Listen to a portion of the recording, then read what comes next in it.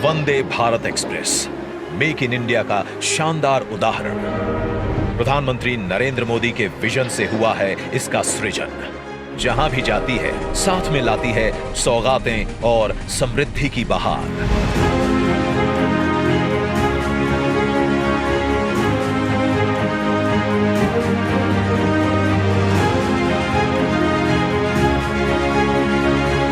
और आज पश्चिम बंगाल में देश की 7वीं वंदे भारत ट्रेन को लॉन्च कर रहे हैं प्रधानमंत्री नरेंद्र मोदी। गति, सुरक्षा और सेवा के ध्येय के साथ निर्मित वंदे भारत एक्सप्रेस नए भारत के तेजी से बदलते रेलवे का नया चेहरा है।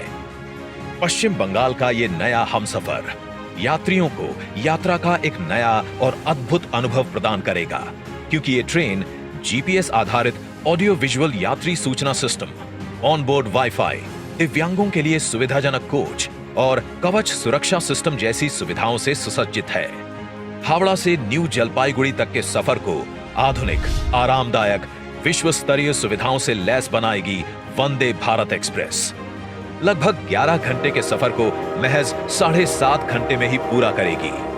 गैंगटॉक, दार्जिलिंग जाने वाले पर्यटकों की संख्या बढ़ाएगी, क्षेत्र में व्यवसाय और अर्थव्यवस्था को मजबूती देगी। वंदे भारत के साथ पश्चिम बंगाल को कई बड़ी रेल परियोजनाओं की सौगात मिल रही है, जिन्हें रिकॉर्ड समय में पूरा किया गया है।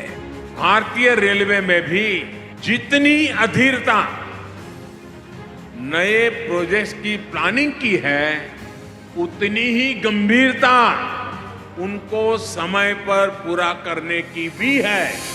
भारत के शहरी परिवहन को सरल, सुलभ और पर्यावरण के प्रति कम दुष्प्रभावी बनाने के लिए सरकार तेजी से शहरों में मेट्रो सुविधा का प्रसार कर रही है। कोलकाता वासियों की सुविधा के लिए हो रहा है इसी प्रयास का विस्तार। आज प्रधानमंत्री नरेंद्र मोदी द्वारा कोलकाता के जोका से तारातल्ला तक मेट्रो रेल सेवा का शुभारंभ हो रहा है। अब कोलकाता का दक्षिणी हिस्सा भी शहर के मुख्य बिजनेस एरिया से जुड़ेगा। 6.5 किलोमीटर लंबे इस रूट में 6 एलिवेटेड स्टेशन हैं। डायमंड हार्बर का सफर जो सड़क से 30 से 40 मिनट में पूरा होता है, अब मेट्रो से 15 मिनट में पूरा होगा और इसका फायदा प्रतिदिन सफर करने वाले 25 से 30 हजार लोगों को मिलेगा। New Jalpaiguri station redevelopment project का भी आज शिलान्यास हो रहा है।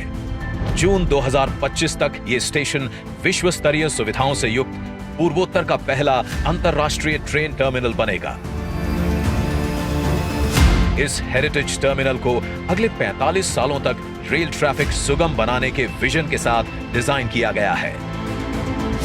ट्रैफिक मैनेजमेंट, पोडियम पार्किंग, आगमन और प्रस्थान के लिए अलग द्वार, दिव्यांगों के लिए अलग सुविधाओं के साथ सीसीटीवी से लैस इस स्टेशन को ग्रीन बिल्डिंग बनाने के लिए सोलर एनर्जी, जल संरक्षण, वर्षा जल संचय की व्यवस्था होगी। साथ ही आज पश्चिम बंगाल को मिल रही है कई और सौगातें। 25.83 किलोमीटर लंबी पैंची शक्तिगढ़ थर्ड लाइन, जिससे हावड़ा और बर्धमान के मध्य बढ़ेगी यात्रियों की संख्या, मिलेगा छोटे व्यापारियों और क्षेत्रीय लोगों को लाभ। 25.41 किलोमीटर लंबी दानकुनी चंदनपुर फोर्थ लाइन, जो बढ़ाएगी यात्रियों की सुविधा, छोटे व्यापारियों और श्रमिक वर्ग को होगा लाभ। Nimtita new Farakka double line track, जिससे हावड़ा और गुवाहाटी के बीच सफर में लगेगा कम समय। और अंबारी फालाकाता न्यू मैनागुड़ी गुमानीहाट डबलिंग प्रोजेक्ट, जिससे कूच बिहार और जलपाईगुड़ी क्षेत्र के विकास के खुलेंगे द्वार। यात्रा का समय घटेगा और क्षेत्रीय व्यापार बढ़ेगा।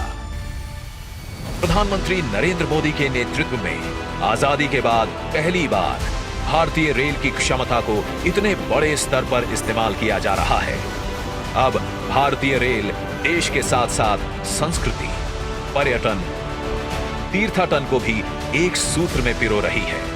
देश की प्रगति को मिलती रहे एक नई गति, इसके लिए निरंतर प्रयासरत है भारतीय रेल।